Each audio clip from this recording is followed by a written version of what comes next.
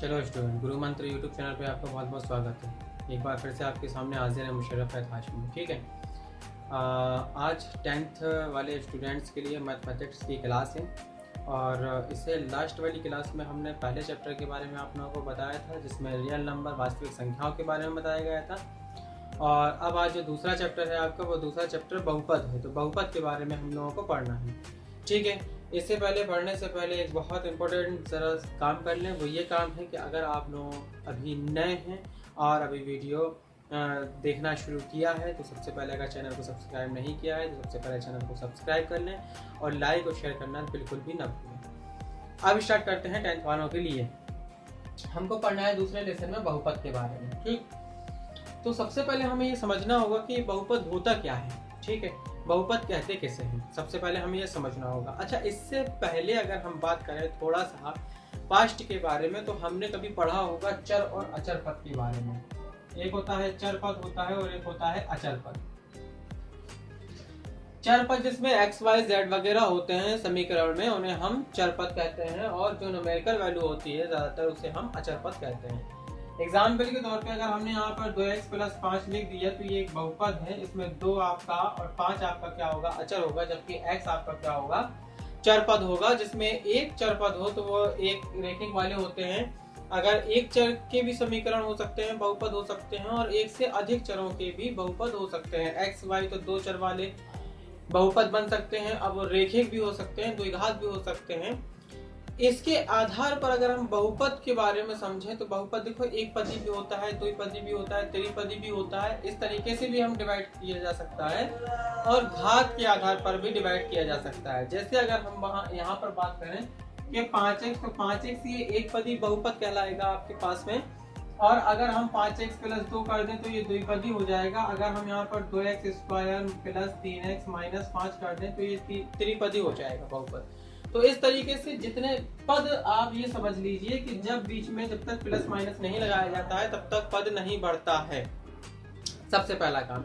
अब बीच में अगर एक साइन आ जाएगा और उसके बाद में कोई पद आता है तो वो 2 पदी बन जाएगा, नहीं तो 3 पदी बन जाएगा। जैसे यहाँ पर 2 साइन आए आपके पास में त्रिपदी बन गया, या एक साइन आया आपके पास में द्विपदी बन गया। जहाँ कोई साइन नहीं था वहां पर आपका एक पदी बन गया।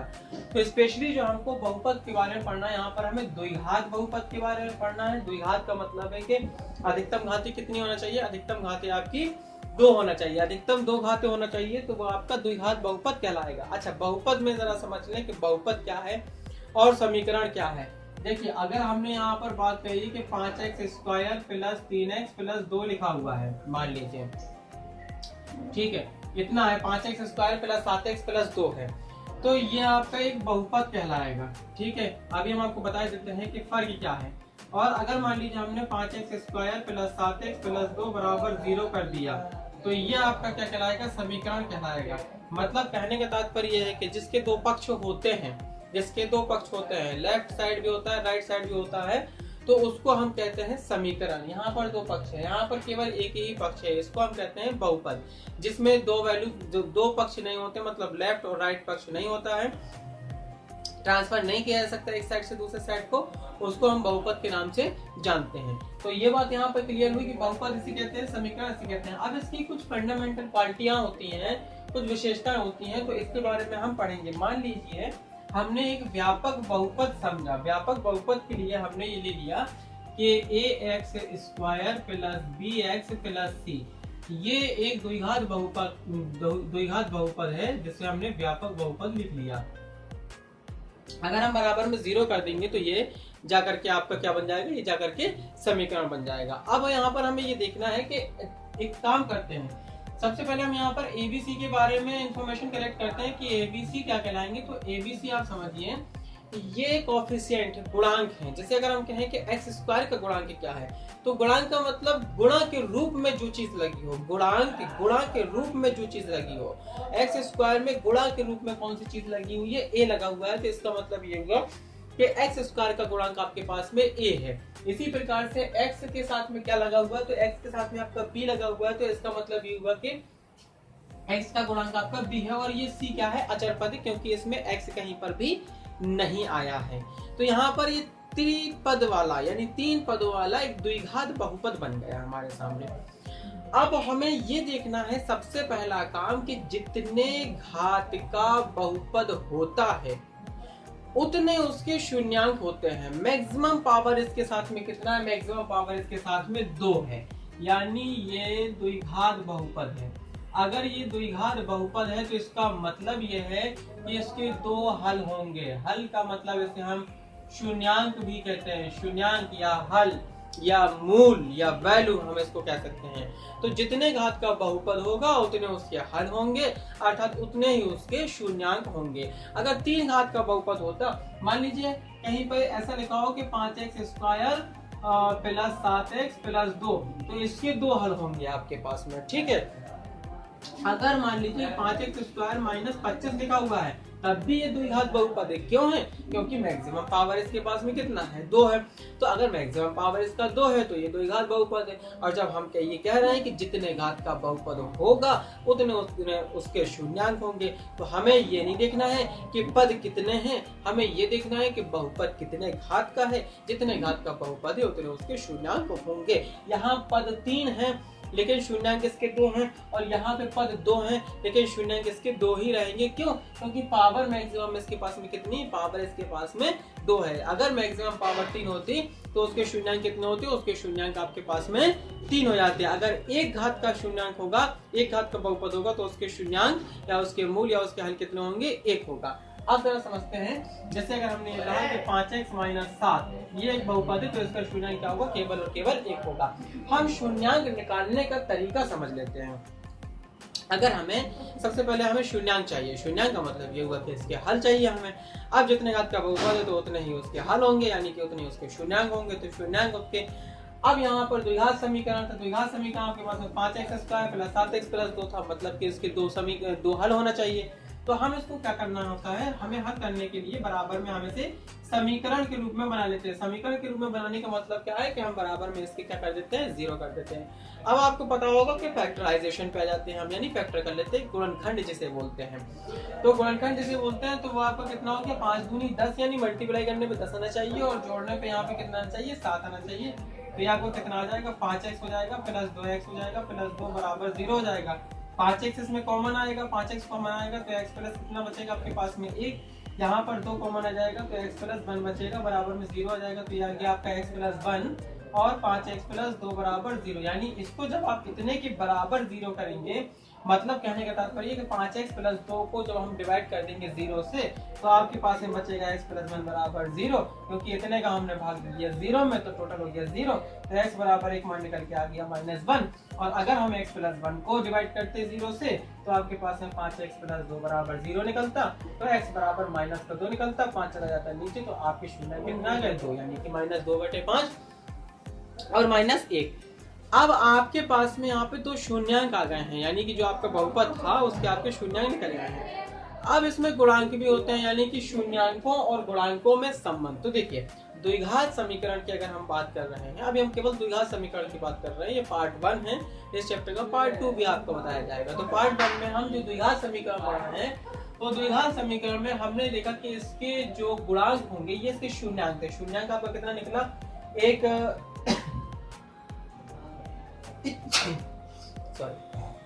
-1 निकला आपके पास में और एक -2/5 निकला। तो अब यहाँ पर हमें समझना क्या है, यहाँ पर हमें ये शून्यांक थे। मान लीजिए हमने कि शून्यांकों को हमने मान लिया कि इसके शून्यांक अल्फा और बीटा है। तो एक वैल्यू ये आपकी अल्फा कहलाएगी -1, एक वैल्यू कहलाएगी बीटा -2/5। हमें पता चल गया कि अल्फा बराबर -1 है और बीटा बराबर -2/5 हो गया।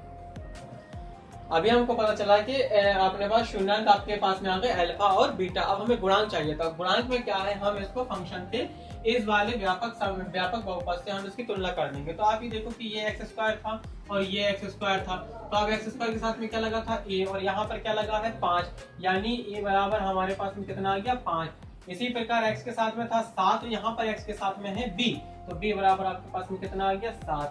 और ये जो अचर पद था ये 2 है और यहाँ पे क्या है? c है, तो c बराबर आपके पास में कितना आ गया? 2। a b c के मान आ गए। अब हमें एक चीज क्या समझना है, हमें ये समझना है कि गुणांकों में क्या संबंध होता है, शून्यांक और गुणांकों में क्या संबंध होता है। तो आप ऐसे समझ लीजिए कि जो आपके पास में द्विघात बहुपद है, तो द्विघात बहुपद में गुणांक और शून्यांक में दो संबंध होंगे। अगर त्रिघात बहुपद हुआ तो त्रिघात बहुपद में गुणांक और शून्यांक में तीन प्रकार के संबंध होंगे। चतुर्घात अगर बहुपद हुआ तो चतुर्घात बहुपद में चार संबंध होंगे शून्यांक और गुणांक में। तो अभी हम द्विघात बहुपद के बारे में जान रहे थे। तो द्विघात बहुपद में दो प्रकार के संबंध होना चाहिए शून्यांक और गुणांक में। वो कौन से होते हैं देखिए, एक होता है अल्फा धन बीटा बराबर माइनस बी बटे ए, यानी शून्यांकों का योगफल बराबर होता है माइनस बी बटे ए के, और दूसरा होता है शून्यांकों का गुणनफल जो कि होता है सी बटे ए। ये निकल के आ गया। तो शून्यांकों का योगफल, अच्छा एक चीज और होती है कि इसमें एक क्वेश्चन ये आता है कि संबंध में सत्यता की जांच कीजिए। हमने द्विघात बहुपद पढ़ा, द्विघात बहुपद पढ़ा तो दो संबंध पढ़ेंगे शून्यांक और गुणांकों के बीच में। तो जब हम दो प्रकार के संबंध पढ़ेंगे तो उन दो संबंधों की हमें सत्यता की जांच भी करना होती है। हम आपको एक जांच करके बताते हैं। जैसे यहाँ पर पहली सत्यता की अगर हम जांच करेंगे तो अल्फा प्लस बीटा बराबर माइनस बी बटे ए है। अल्फा बराबर आपके पास में था -1, हमने रख लिया -1, प्लस लगा था बीटा, और बीटा बराबर हमारे पास में था -2/5, तो हमने लिख लिया -2/5 बराबर माइनस बी बटे ए, माइनस लगा दिया। बी का मान आपके पास में था 7, ए का मान था आपके पास में 5। यहाँ पर हमने एलसीएम लिया तो यह आ जाएगा 5 माइनस का, और ये माइनस का हो जाएगा 2 बराबर -7/5। तो ये आपको कितना आ गया -7/5 बराबर -7/5, यानी सूत्र के सत्यता की जांच हो गई। अल्फा धन बीटा बराबर माइनस बी बटे ए, बिल्कुल बात क्लियर है। दूसरे भी अगर हम सत्यता की जांच करना चाहें तो अल्फा इंटू बीटा, अल्फा की वैल्यू कितनी थी, अल्फा की वैल्यू आपके पास में थी -1, गुणा बीटा की वैल्यू आपके पास में थी -2/5 बराबर सी बटे ए। सी का मान था आपके पास में 2, ए का मान था आपके पास में 5। ये देख लिया माइनस माइनस हो जाएगा प्लस, 2/5 आ जाएगा बराबर में 2/5 क्या जाएगा 5 आ जाएगा। तो सूत्र की सत्यता की जांच हो गई। तो आपने ये समझा होगा द्विघात बहुपद में अगर हमें शून्यांक निकालना है तो हमें क्या बनाना है, हमें समीकरण बनाना है। हमने सबसे पहले समीकरण के रूप में उसे लिखा, उसका फैक्टर किया, और फैक्टर करने के बाद हमारे पास में दोनों शून्यांक निकल करके आ गए। जब दोनों शून्यांक निकल करके आ गए हमारे पास में, तो हमने गुणांकों की तुलना कर दी। 5x² + 7x + 2 से हमने ax² + bx + c से तुलना करवाई, तो हमारे पास में abc का मान आया। जब abc का मान आ गया, शून्यांक आ गया, तो अगर सत्यता की जांच करना है तो यहाँ पर हम अल्फा धन बीटा बराबर माइनस बी बटे और अल्फा इंटू बीटा बराबर सी बटे ए होता है। अब अगर यहाँ पर अभी तो ये था कि द्विघात बहुपद हमारे पास में है, तो हम उसके शून्यांक निकालते हैं, हम उसके गुणांक निकालते हैं, और हम सत्यता की जांच कर देते हैं। लेकिन अगर हमारे पास में जब शून्यांक हो तो हम बहुपद कैसे बनाएंगे। जैसे अगर हम ये मान लें कि उसने एक क्वेश्चन है और क्वेश्चन ने ये कह दिया कि एक शून्यांक 2 है और एक शून्यांक 5 है। दो शून्यांक है, 2 और 1 5। इन शून्यांकों से द्विघात बहुपद की स्थापना कीजिए या द्विघात बहुपद का निर्माण कीजिए। हम कैसे करेंगे द्विघात बहुपद का निर्माण। एक सिंपल सी कहानी यह है कि आप समझे x² माइनस होता है मूलों का योग इंटू x, और प्लस होता है मूलों का गुणनफल यानी कि गुणा।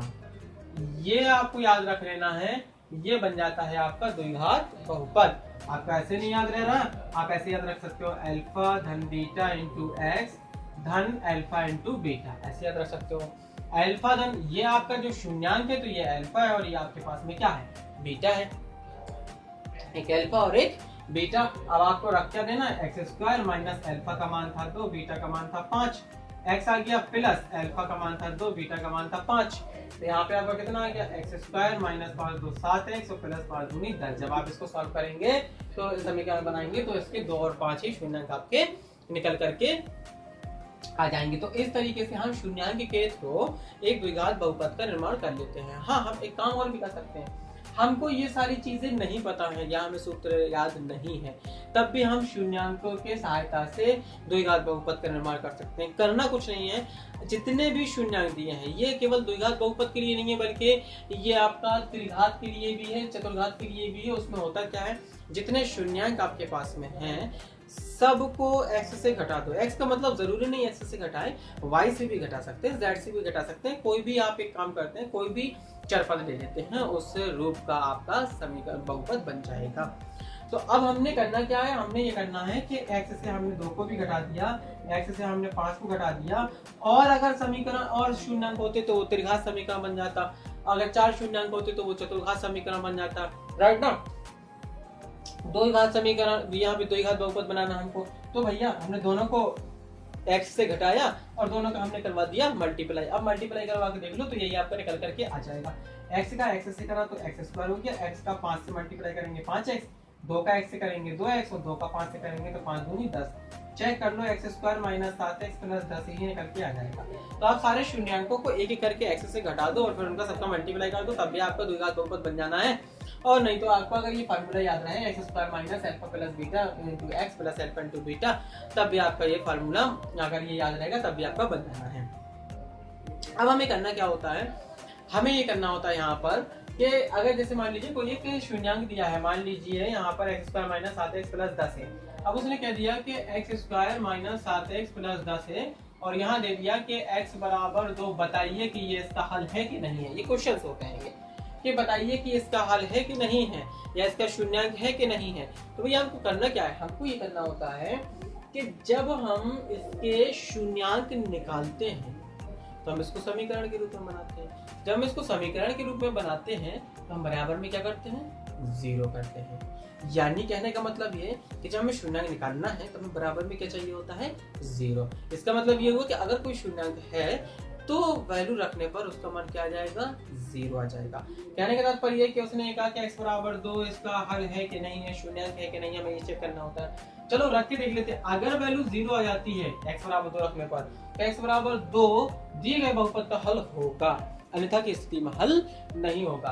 तो यहाँ पर आप चेक कर लेते हैं, ऑफिशियली 0 ही आएगा। यानी 2 का हम रखेंगे तो 2 का स्क्वायर हो जाएगा, माइनस 7 बड़े 2 प्लस 10 आ जाएगा, यानी कि ये 4 माइनस 14 प्लस 10 4 माइनस 14 प्लस 14, यानी वैल्यू क्या आ गई, 0। बेशक x बराबर तो इसका दिया गया हल है। अब हम एक काम और करते हैं, वो ये काम करते हैं, मान लीजिए कि क्वेश्चन ये है और उस क्वेश्चन ने ये कहा कि x square minus mx plus 2, ये क्वेश्चन दिया है और वो ये कह रहा है कि इसका हल, एक जो इसका हल है वो कितना है, 1/2 है, यानी इसका एक शून्याङ्क है वो 1/2 है। तो m का मान कितना होगा।